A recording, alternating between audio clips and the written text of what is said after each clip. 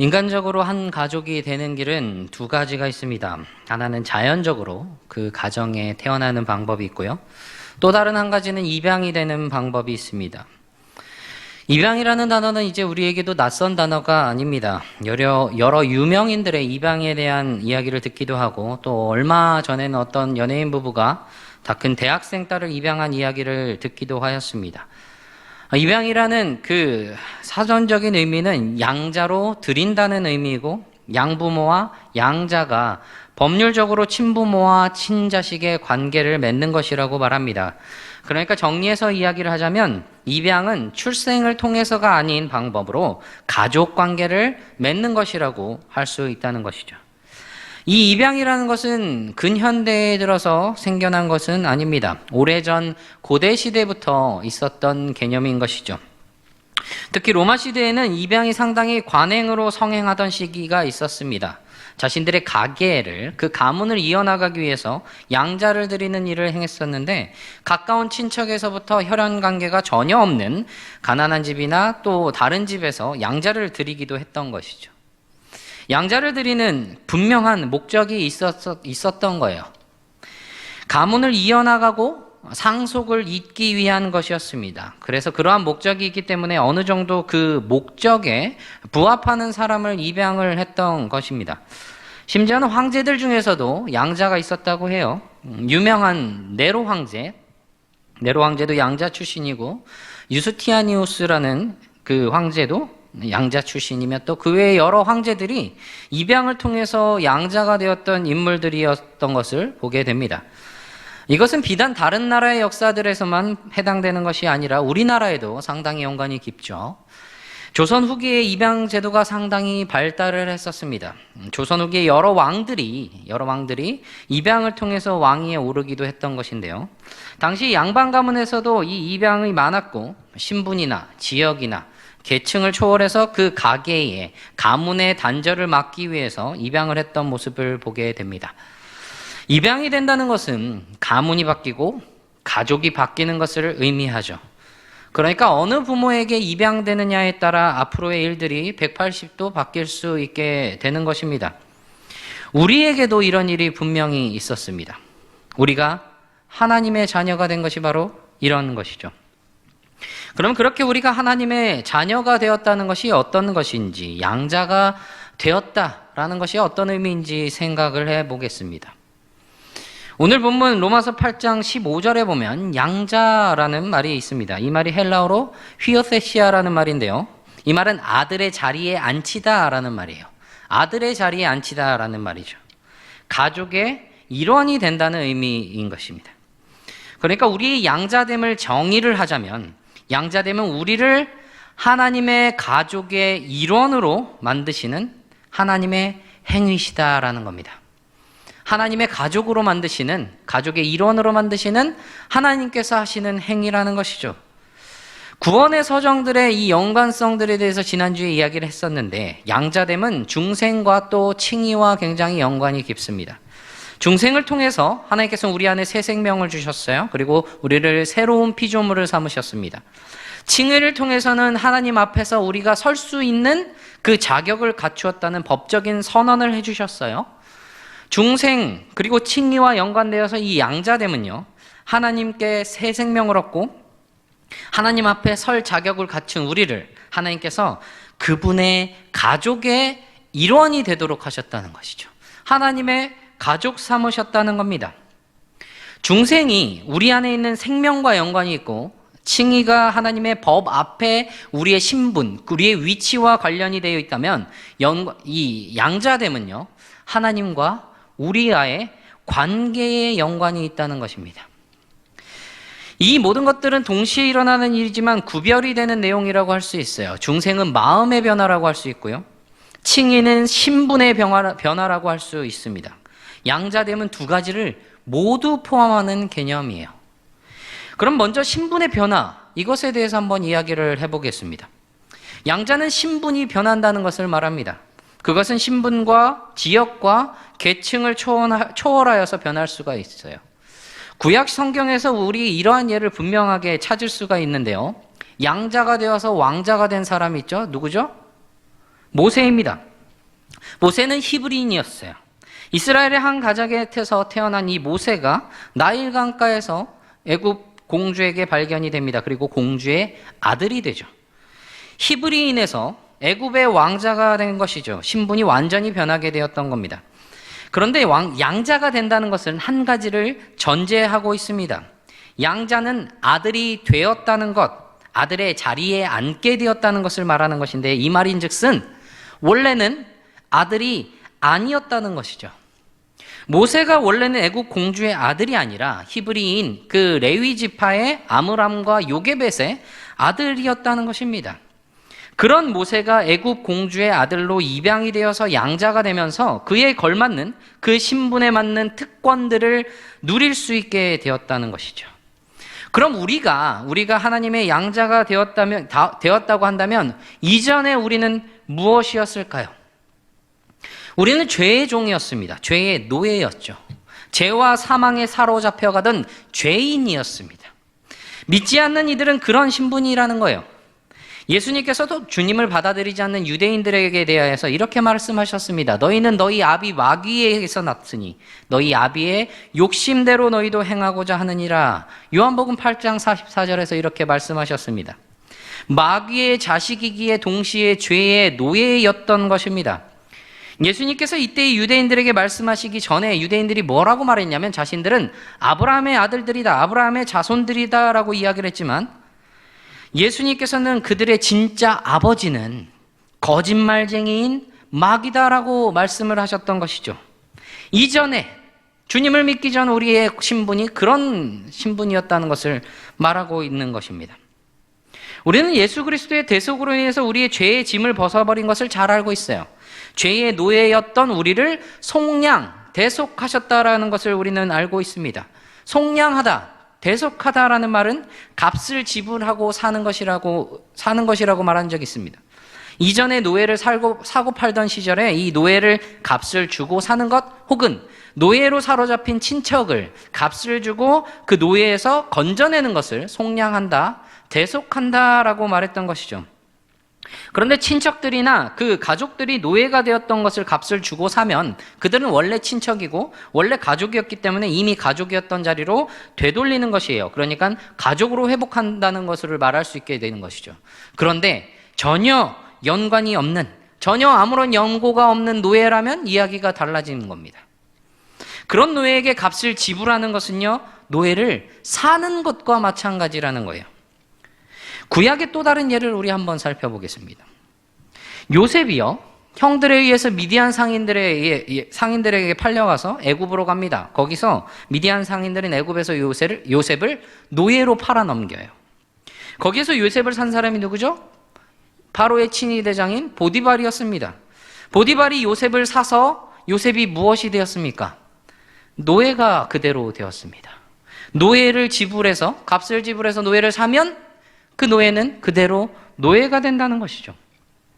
우리는 죄의 노예였습니다. 죄에 사로잡혀 있었단 말입니다. 그런데 그런 우리를 그리스도께서 대속하셨어요. 무엇으로요? 그리스도의 피로 우리를 대속하셨습니다. 속량하셨다는 거죠. 그러면 이제 우리는 그리스도께서 그의 피값으로 산 존재들이라는 거예요. 주님께서 우리를 사셨다는 거죠. 그러면 이제 우리는 무엇이 되는 건가요? 노예예요. 그리스도의 노예가 되는 겁니다. 하나님의 종이 되는 거예요. 그런데 하나님께서 그런 우리에게 다른 신분을 주십니다. 말도 안 되는 지위를 주셨다는 겁니다. 갈라디아서 4장 5절에 율법 아래에 있는 자들을 속량하시고 우리로 아들의 명분을 얻게 하려 하심이라. 우리에게 아들의 명분을 주시려고 우리를 아들 삼으시기 위하여 우리를 속량하셨다고 말씀하고 있어요. 우리의 신분의 변화에는 이런 이해할 수도 측량할 수도 없는 그런 은혜가 담겨 있다는 겁니다. 그렇게 우리는 하나님의 자녀가, 하나님의 아들들이 되었다는 거예요. 그럼 우리에게 질문이 하나 생깁니다. 우리가 하나님의 양자라고 한다면 하나님의 아들인데 왜 예수님을 독생자라고 하는지, 예수님도 하나님의 아들이시고 우리도 하나님의 양자라면 동등한 것이 아니냐는 그런 질문을 하기도 한다는 것이죠. 이것에 대해서 우리는 잘 알아야 합니다. 우리가 하나님의 자녀가 된다는 것은 우리도 예수 그리스도와 똑같은 존재가 된다는 것을 의미하는 것이 결코 아닙니다.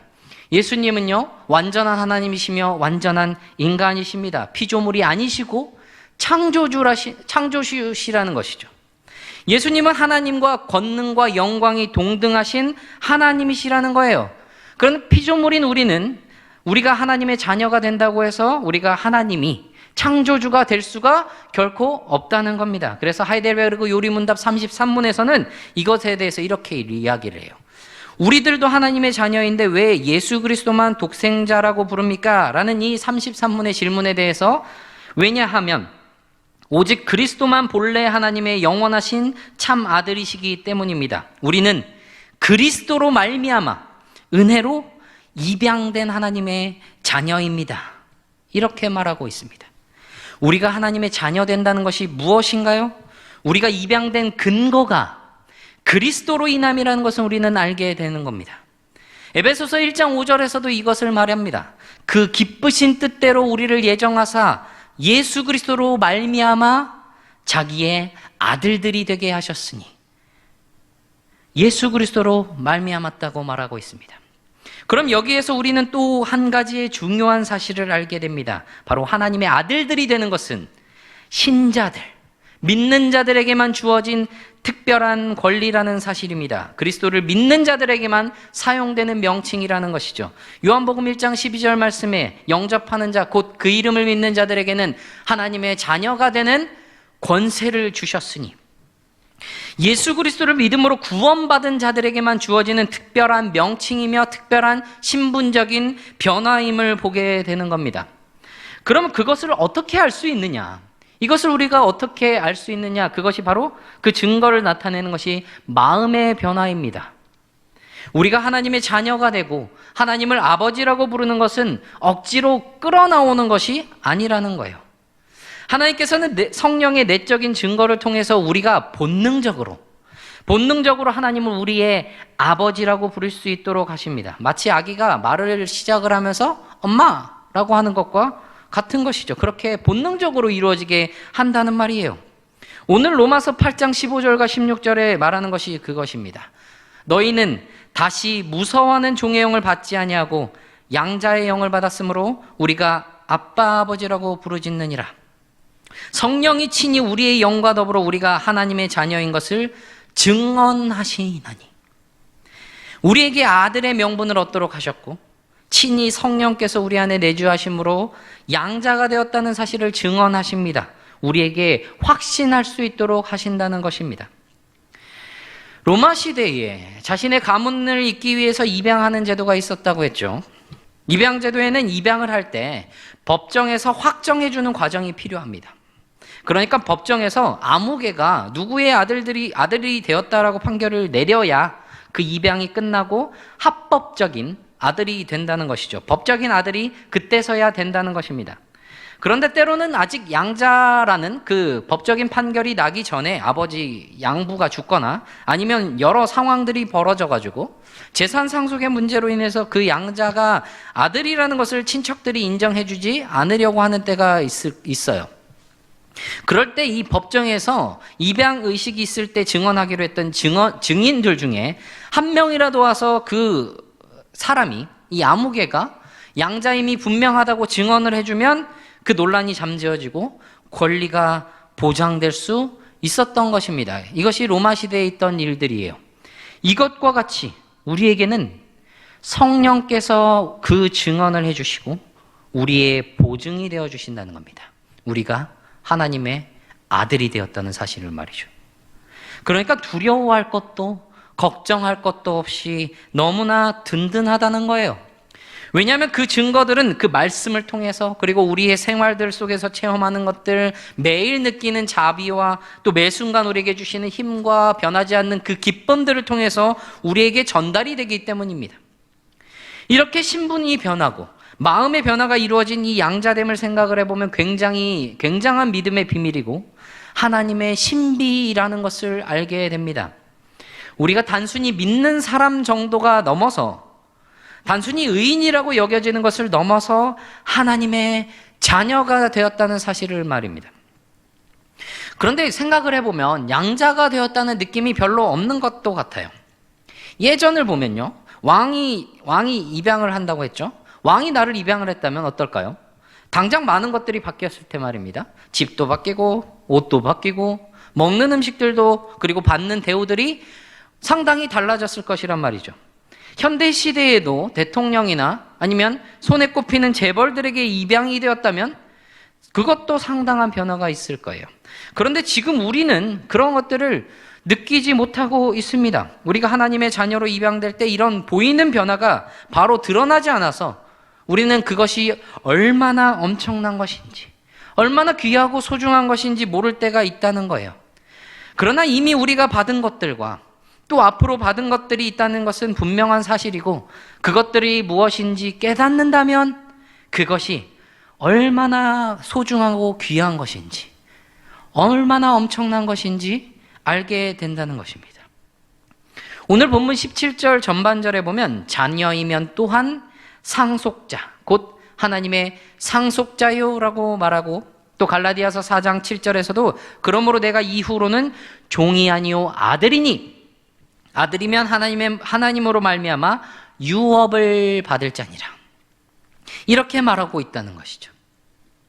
사실 마귀의 자식, 멸망의 자식, 죄의 노예였던 우리를 그냥 거기에서 건져주신 것만으로도 사실은 감사가 넘쳐야 돼요. 그런데 거기에 넘어서 자녀를 삼아주시고 거기에 상속자로서 우리에게 유업을 받게 해주셨다는 겁니다. 엄청난 은혜라는 겁니다. 그러한 유업들이 과연 그럼 무엇일까요? 그러니까 우리가 양자 되었던 그 결과가 무엇인지 한번 생각을 해보겠습니다. 먼저 우리는 자유를 얻습니다.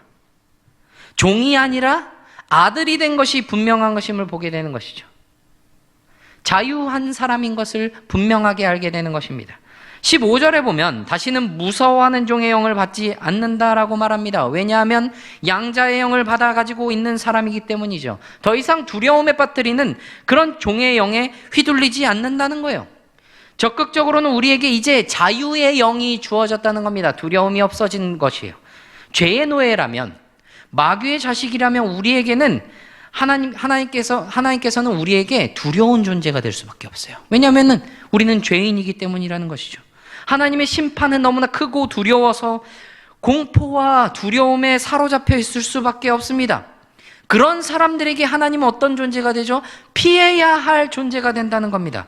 그러나 하나님의 자녀가 되면, 자유한 자들이 되면 이러한 두려움들은 다 사라진다는 거예요. 율법의 정죄를 두려워하지 않습니다. 심지어는 죽음조차도 두려워하지 않을 수 있게 된다는 거예요.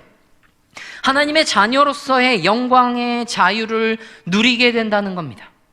하나님이 더 이상 두려운 존재가 아니라, 피해야 할 존재가 아니라 우리를 보호하시고 우리를 안으시는 우리의 아버지가 되셨다는 겁니다. 하나님이 계시기에 우리는 두려움보다 용기가 앞서고 언제든 피할 피난처가 있기에 든든합니다. 그 어떤 것에도 우리가 얽매이지 않을 수 있는 귀한 자유를 얻게 되었다는 말이에요. 다음으로 우리는 보호와 인도하심을 받습니다. 하나님께서는 우리의 아버지로서 우리의 필요한 것들을 다 아십니다. 육신의 부모님도 다 알지 못하는 것들을 하나님께서는 다 알고 계신 것이죠.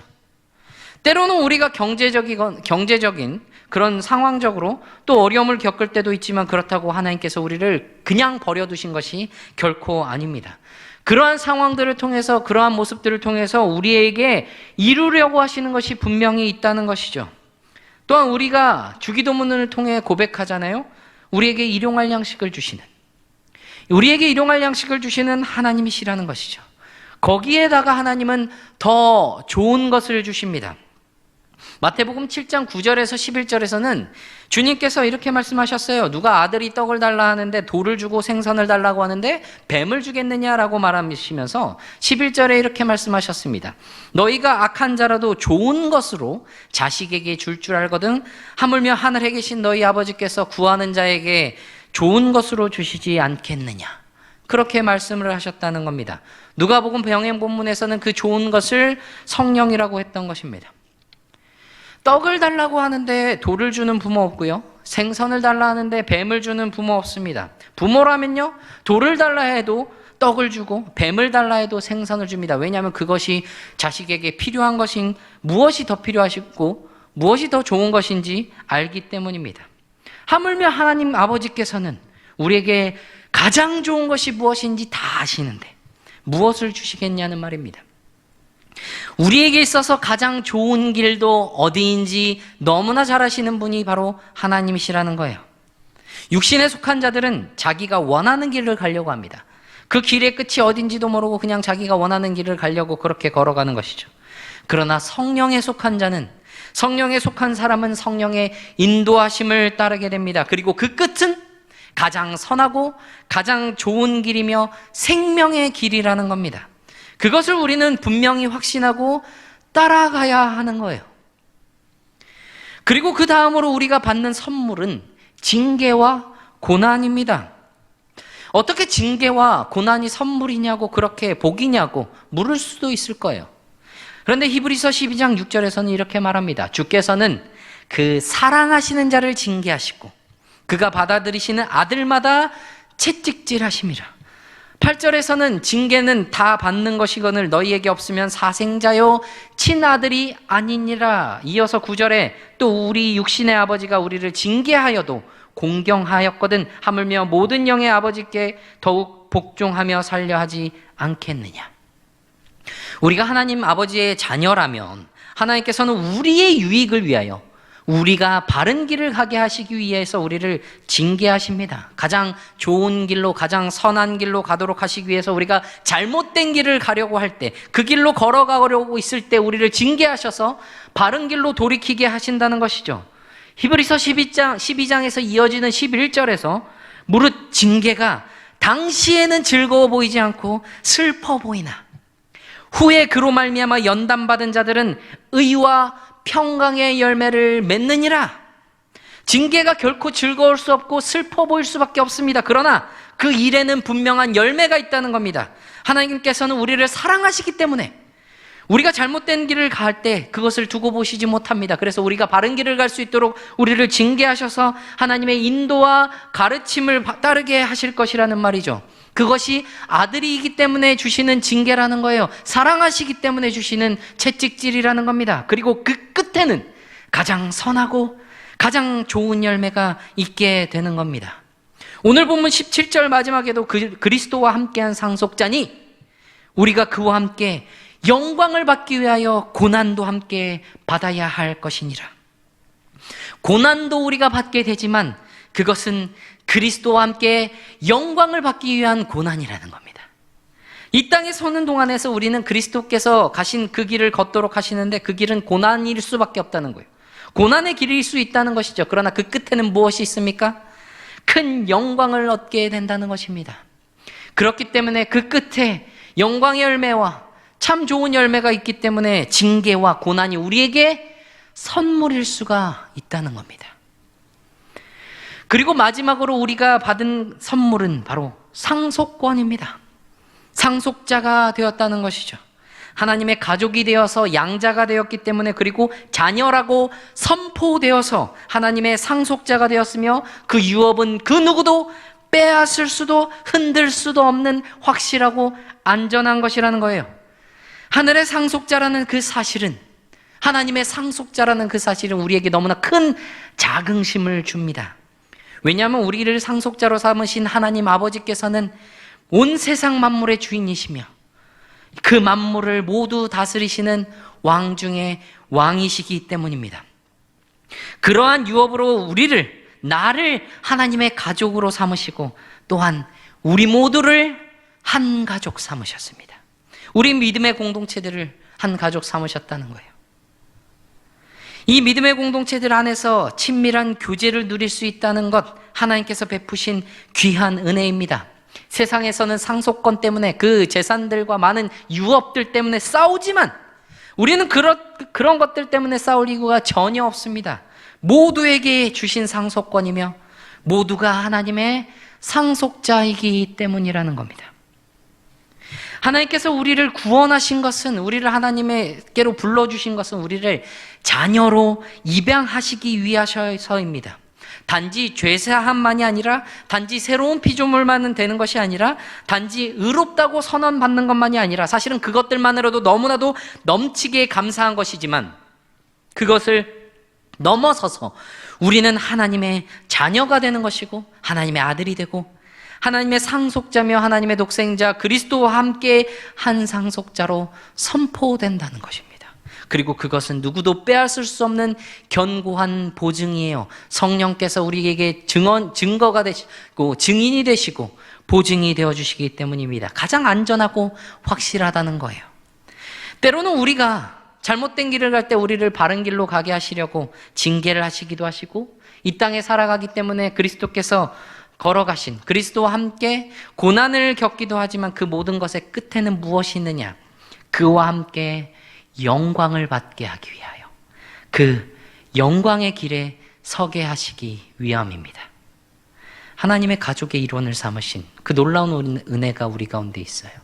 그 은혜를 우리는 날마다 깨닫길 바랍니다. 그리고 날마다 누리며 살아가길 바라요. 그래서 하나님의 나라를 상속받은 한 가족으로, 한 가족 공동체로서 서로 사랑하고 섬기며 하나님의 그 크신 영광을 누리기를 소망하며 살아가는 저와 모든 여러분들이 되시기를 바랍니다.